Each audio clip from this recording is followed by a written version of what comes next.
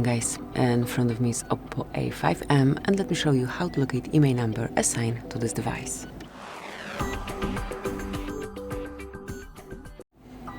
So basically you've got two options to do it. The first one is to enroll your phone dealer, then go to keypad and provide secret code, which is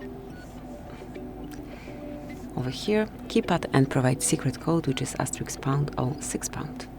And as you can see here, you've got both IMEI numbers assigned to your device.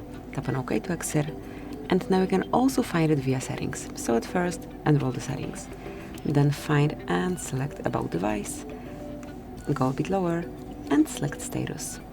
And here you can also read both IMEI numbers.